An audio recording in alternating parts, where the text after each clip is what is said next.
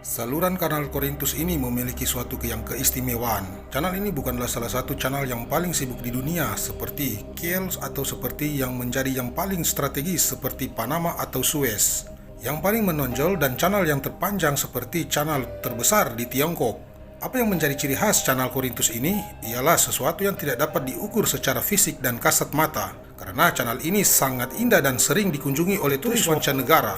Channel ini memiliki panjang lebih dari 6 km, lebar 25 meter dan kedalaman 13 meter dan melewati jurang setinggi 40 meter. Channel ini terletak di tanah negara Yunani. Terlihat seperti ada yang telah memutuskan tanah dan terbelah dua seperti membelah kue dengan pisau.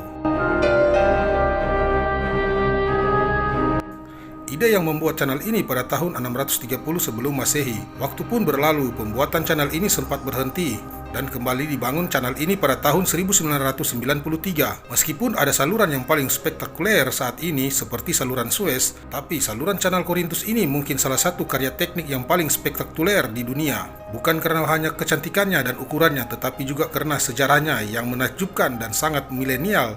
Dan selama hampir 3.000 tahun, pada zaman kaisar dan jenderal sampai bermimpi untuk mencapai kegagalan karena besarnya pekerjaan yang mereka bangun, dengan menguras ribuan tenaga kerja dan menguras biaya pembangunan sehingga pekerjaan sempat terhenti.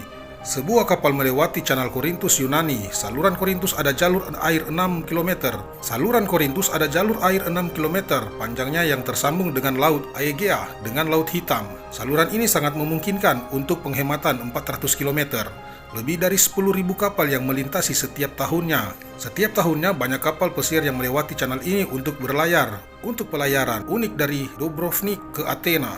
Perjalanan yang luar biasa ini akan memungkinkan Anda untuk melewati channel Korintus, menemukan Teluk Kotor, dan mengunjungi beberapa tempat dan monumen-monumen paling penting dari Yunani dan Kroasia seperti situs Delphi, Patras, Olympia, dan Meteora yang legendaris. Channel ini dibangun pada tahun 1881 sampai 1893 dan merupakan salah satu konstruksi paling signifikan yang dibuat oleh manusia, namun itu direncanakan berabad-abad ketika Kaisar Romawi mulai menggali atau pekerjaan sudah dikerjakan selama berabad-abad Masehi.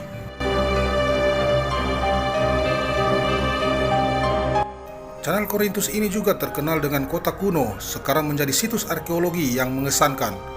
Kota kuno dulunya salah satu pusat paling penting di Yunani, dan beberapa kota bersejarahnya yang paling megah dan masih berdiri seperti kuil Apollo yang dibangun pada tahun 550 sebelum Masehi.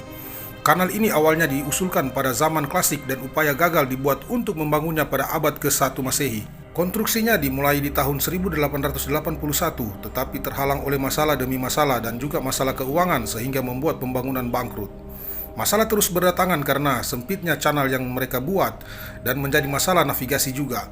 Penutupan berkala untuk diperbaiki dikarenakan terjadi tanah longsor dari dinding yang curam sehingga negara tersebut gagal menarik perhatian dari negara lain untuk mempromosikan agar negara-negara lain bisa melewati, tetapi gagal menarik karena tingkat lalu lintas yang diharapkan oleh operatornya pada zaman itu. Waktu terus berlalu, channel pun telah diperbaiki dan banyak kapal-kapal sudah melewati channel tersebut.